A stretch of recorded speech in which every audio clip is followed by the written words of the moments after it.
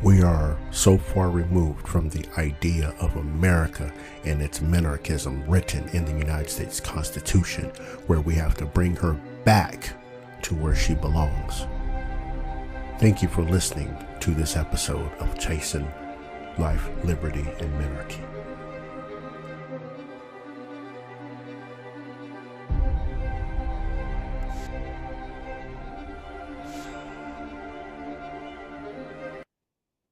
Mr. Roderick Threets.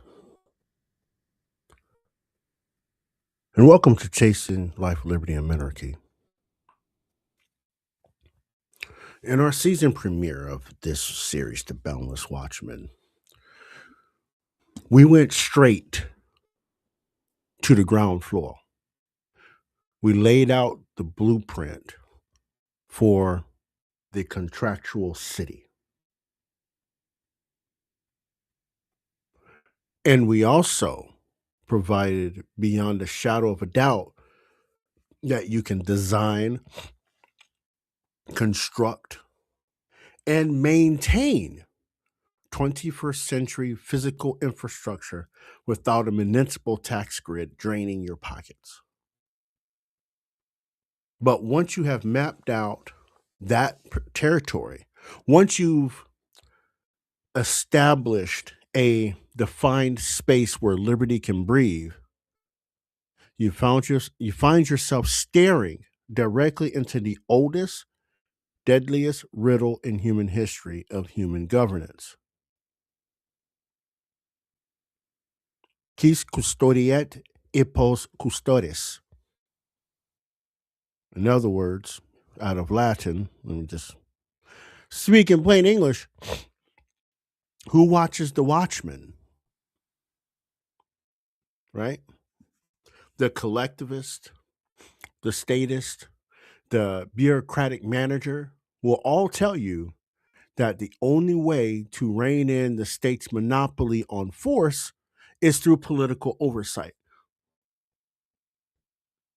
They will also tell you to put your faith in a civilian review board handpicked by a local politician, or to sit back and wait for an internal affairs division to investigate its own uniform.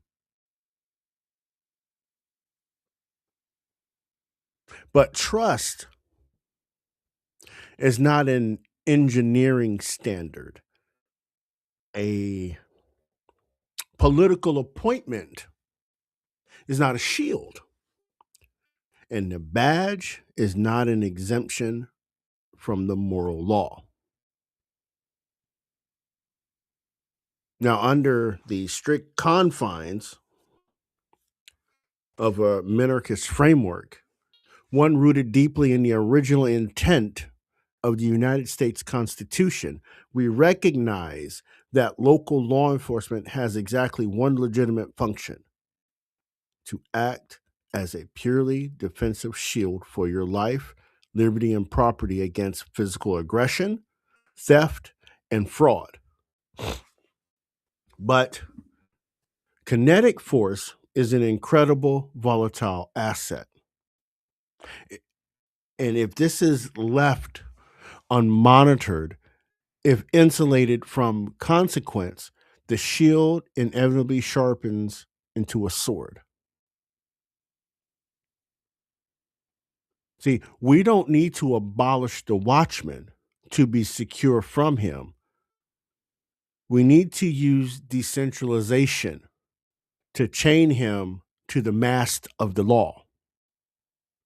We must strip the state apparatus of its absolute monopoly over evidence, over data archiving, and over the narrative of force.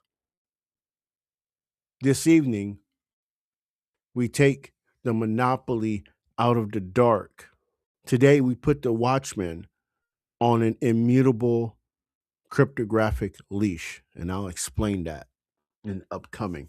Make sure you guys are liked, subscribed, and all that good stuff to the Patreon, to here on Rumble, to here on YouTube, to on the Kick side, on Twitch, whichever you or your preferred viewing from. Make sure you like us on iHeartRadio. Make sure you subscribe to the audio version. If you cannot catch the live version on anywhere you get your lovely audio podcast. Now, let's get into this Boundless Watchman, the intricacies of this. When you take back and look at the current legal landscape of American policing, okay, you're looking at an institution that has been completely insulated from market feedback and personal legal accountability, right? Through judicial fabrications like qualified immunity, the courts have carved out a separate legal caste in this country.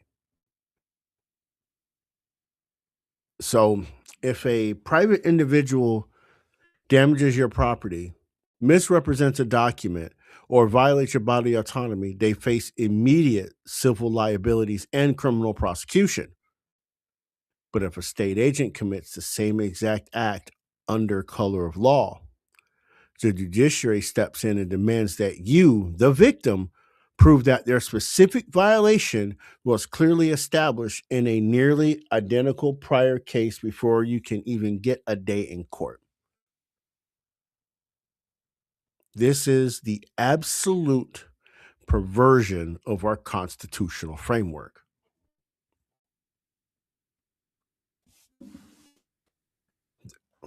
I have to go here a second too, right? The 14th Amendment, right, guarantees equal protection under the law.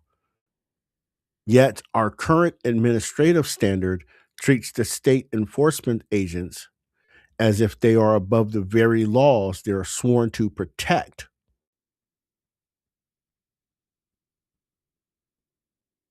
Okay, and I know some of you will be uncomfortable with that, but I mean that's just the legal landscape we're at, right? The standard political response to police misconduct it's always the same. Pump more taxpayer dollars into administrative bias training or centralize local law enforcement under federal oversight panels, right? But the problem is the centralization is the problem. It is the cancer, it is the disease, not the cure. Because by federalizing local policing through the Department of Justice grants and consent decrees simply moves the monopoly further away from the local populace, right? Better insulating the actors even deeper within a sprawling Washington bureaucracy.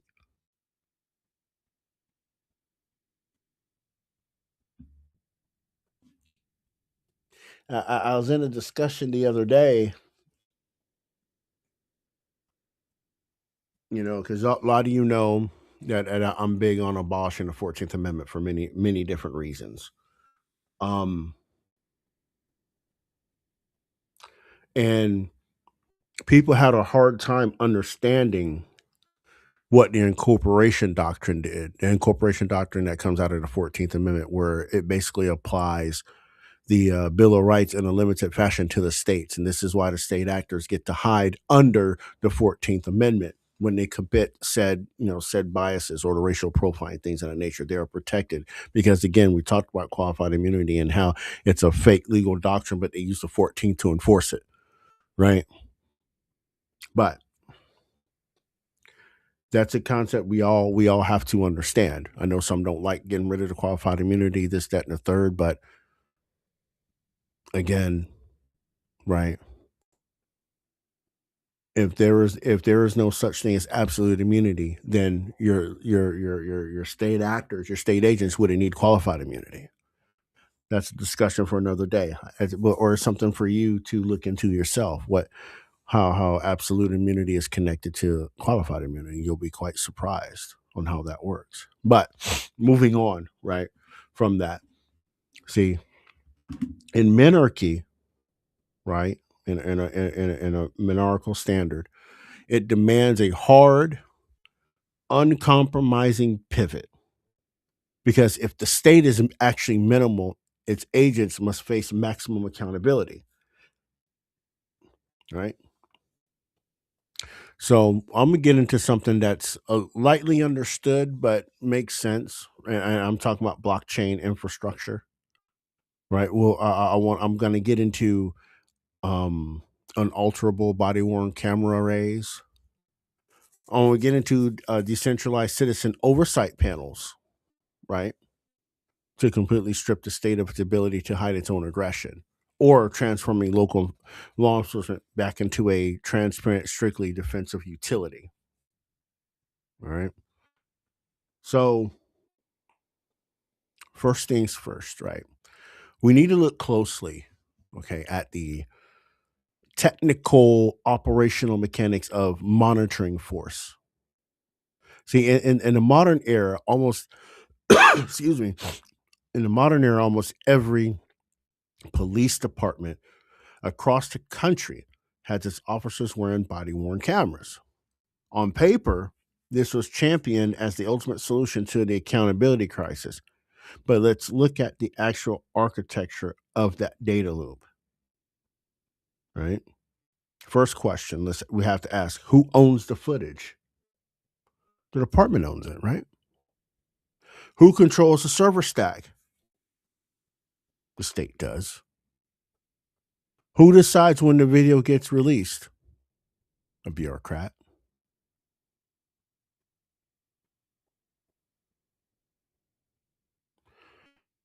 So, in our current framework, right now, when a controversial use of force occurs, the public is routinely told that the footage is being withheld pending an ongoing internal investigation, right? Conveniently, camera lenses get obstructed, metadata files are modified, or audio tracks are selectively muted, and footage is carefully leaked to frame a specific narrative. This occurs because the state maintains an absolute monopoly on the archive. But in our strict minarchist framework, operating within our republic, we completely unbundle the data layer from the law enforcement agency itself. We would actually implement a mandatory cryptographic body camera standard, right? The moment a local sheriff's deputy or police officer or a watchman activates their equipment, or the moment a firearm is drawn from a holster equipped with a proximity sensor, the raw video and audio streams are hashed and broadcast in real time to a public, decentralized ledger or an encrypted multi signature storage network. The police does not own, or the sheriff's department does not own a server, and they do not hold the keys to the database. The video data is time stamped and cryptographically signed at the hardware level. See, under this legacy system, I guess I would call it, right? If a citizen claims that an officer falsified a search warrant execution or used excessive force during a property check, the citizen's legal counsel must spend months fighting through complex discovery motions and protective orders just to obtain a heavily redacted, blurred copy of the video. The state sits as the aggressive gatekeeper of the very evidence compiled against itself. But again, right, we can realign this, right? Because as I explained earlier, right, the evidence is treated as open public infrastructure. The raw hash of the footage is instantly accessible on an immutable ledger. Neither the sheriff, the county manager, the city manager, the county administrator, nor an IT department of the municipality can delete or alter a single frame of that footage without breaking the cryptographic chain. If that chain is broken, okay, it automatically triggers an absolute legal presumption of state misconduct in a constitutional court of law. I want y'all to keep in mind the watchman's shield is strictly preserved, okay, to protect the peace. But the record of their conduct belongs completely to the public ledger,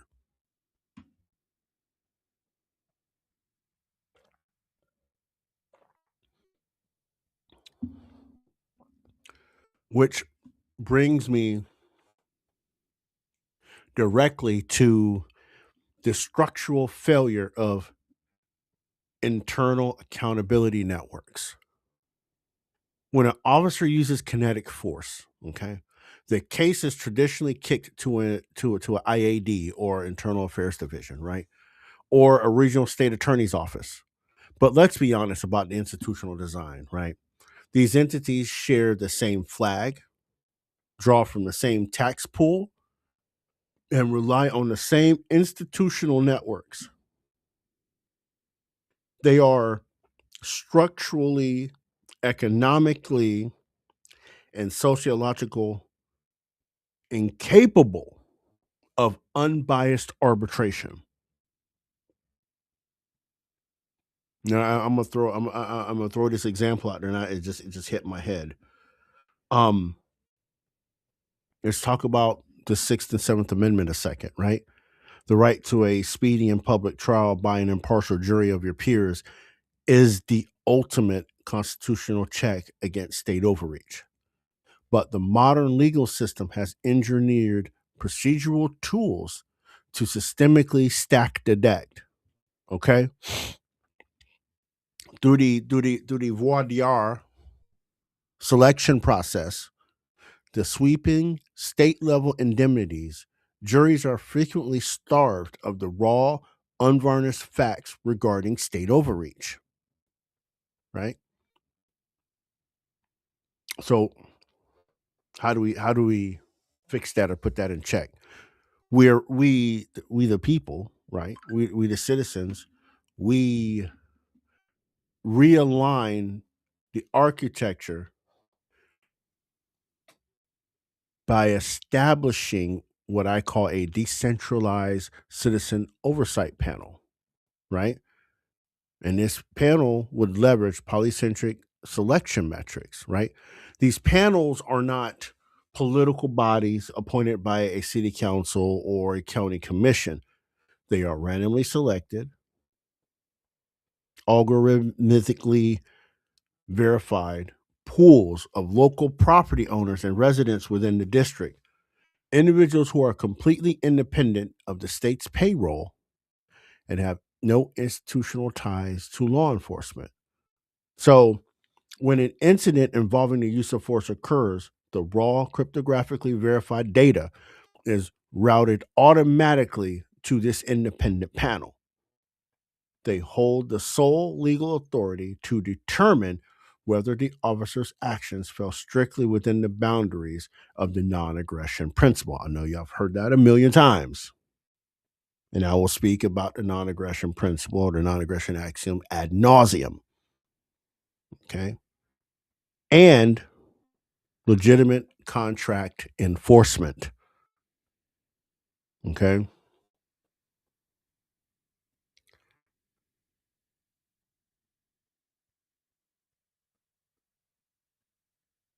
In the current, let me throw something else around. Within the current system, right?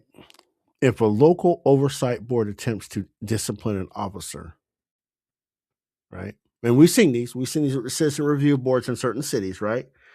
Their efforts are routinely blocked by powerful public sector unions, collective bargaining agreements, and civil service laws that protect state employees from immediate termination.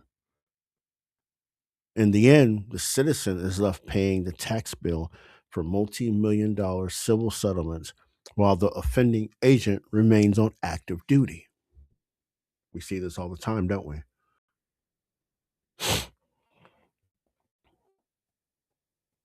But if a independent citizen panel reviews the immutable ledger and finds that an officer or sheriff's deputy stepped completely outside the defensive perimeter of the shield, meaning they initiated force without a valid warrant, without consent, or without an immediate threat to life, the officer's state indemnity is automatically revoked by operation of law. They are instantly dropped into the standard constitutional court system, standing before the bar not as an insulated agent of the law, but as an individual civilian defendant facing personal, civil, and criminal liability for assault, battery, and property damage. The state does not protect its own deviations, it merely enforces the neutral rules of the court in this situation. Now, when we get down to brass tacks, let's talk about the 10th Amendment and the constitutional sheriff.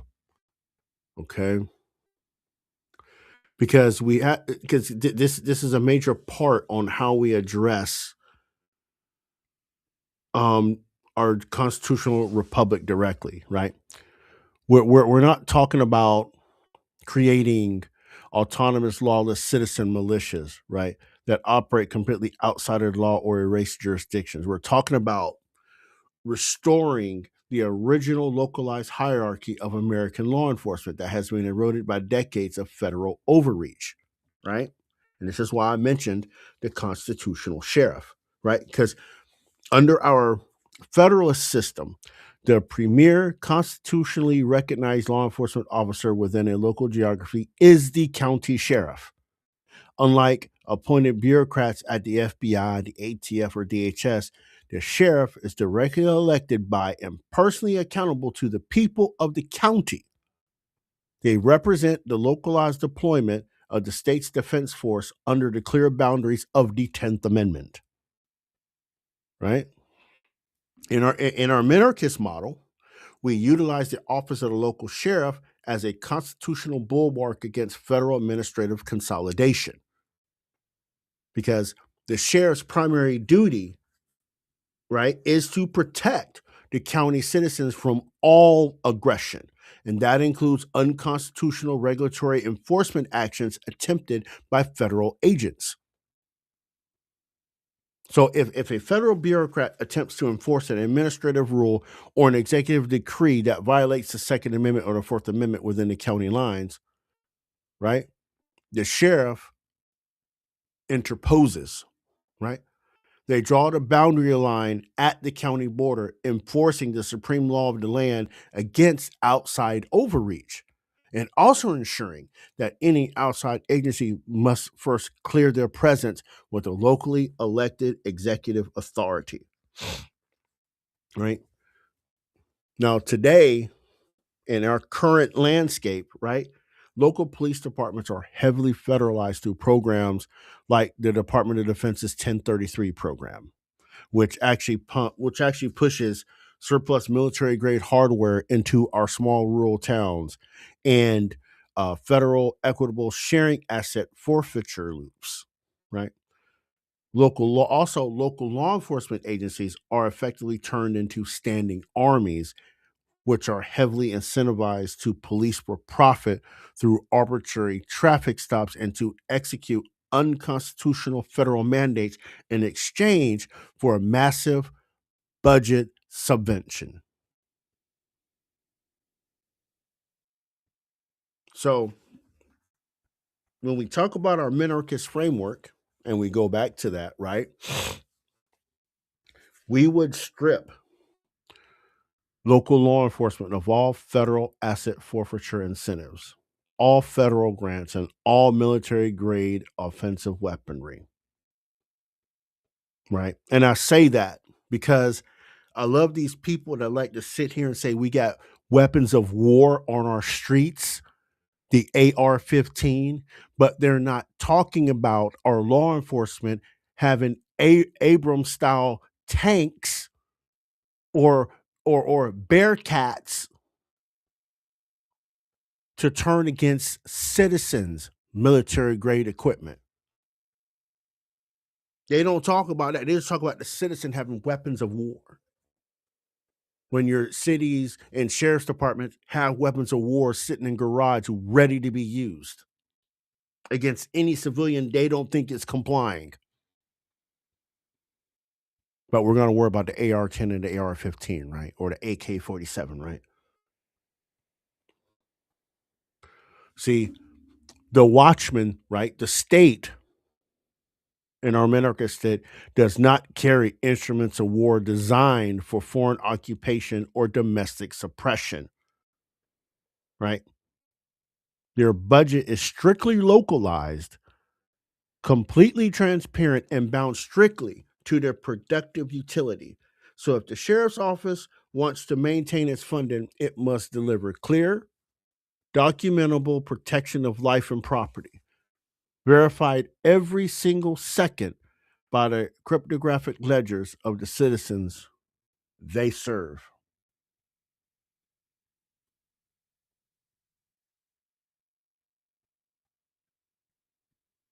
And I'm gonna close out here. Okay, the state, by its nature, is an apex predator. Even in its most minimal minarchist form, it carries the genetic code of systemic expansion.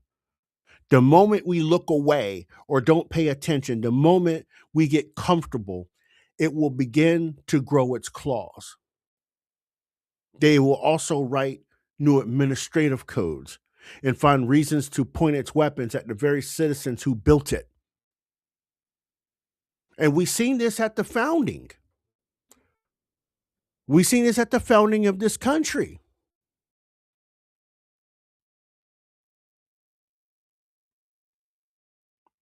We saw this with Chisholm versus Georgia.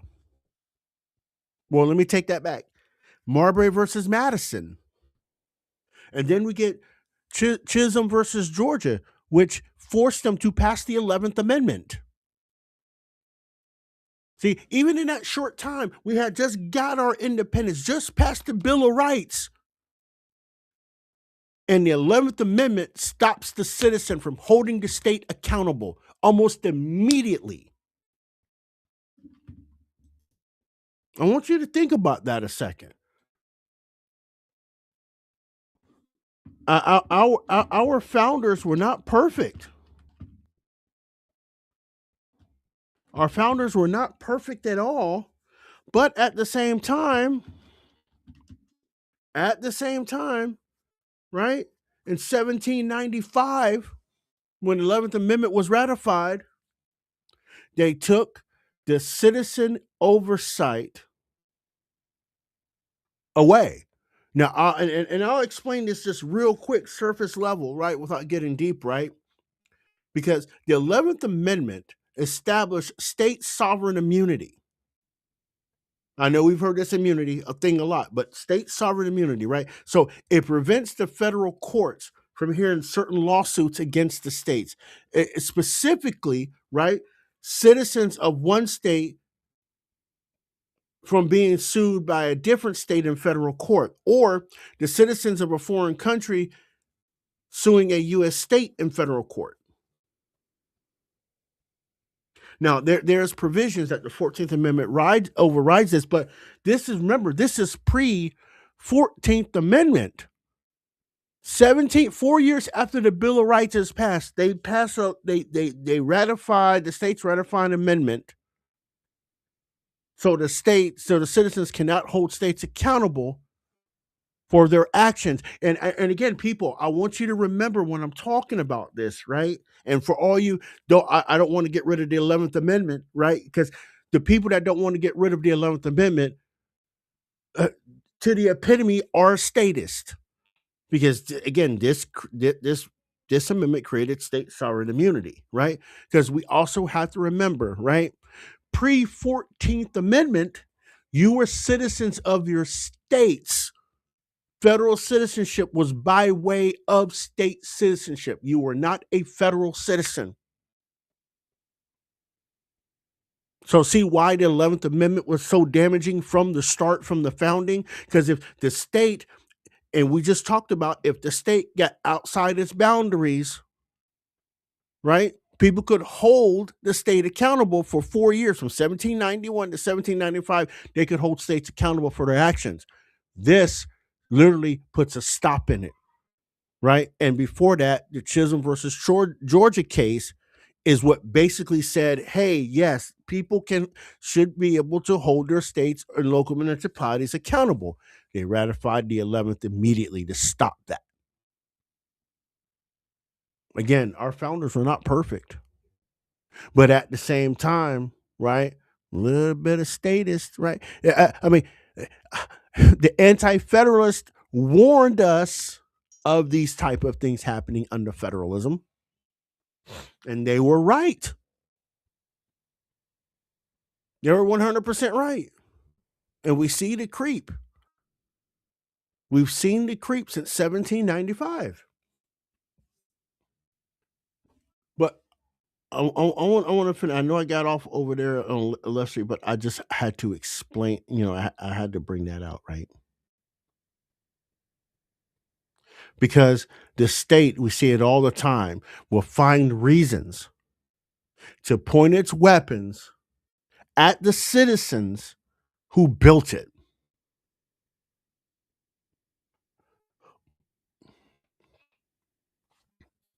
But the 21st century has handed us the ultimate digital cage. Okay.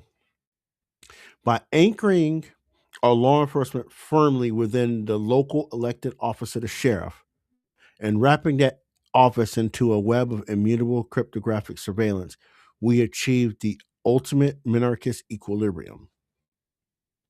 We preserve the shield to keep our neighborhoods safe, but we completely deny the state the window of secrecy it requires to breed tyranny, right? The boundless watchman is not a state agent who gets to hide behind a blue wall of silence or a shield of qualified immunity. He is a contractual servant whose every action is recorded on a public ledger, whose indemnity is entirely conditional on his adherence to the Constitution, and whose power stops dead at the property line of a sovereign individual. So I have some homework for you guys before next week. I have some homework for you. I want you to look up your asset forfeiture laws and body cam retention policies for your local county. Find out if your elected sheriff has taken a firm public stand on the defense of the Second and Fourth Amendments against federal administrative overreach. Because I need you to stop assuming that the badge automatically grants moral authority, right? Start demanding that every single act of public force be backed by immutable, transparent proof.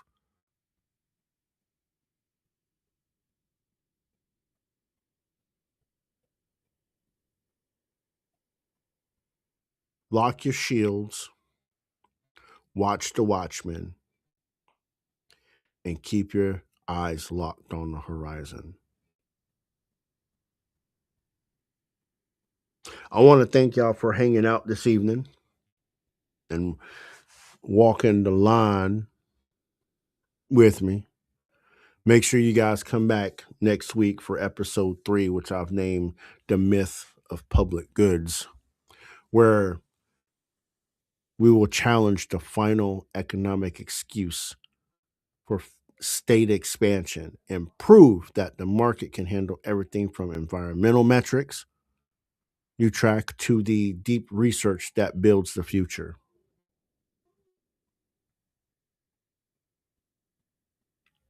Stay vigilant, stay dangerous, stay free. And remember, love your neighbors, love your family, but ultimately, you got to love yourself. Until next time, y'all, peace and love.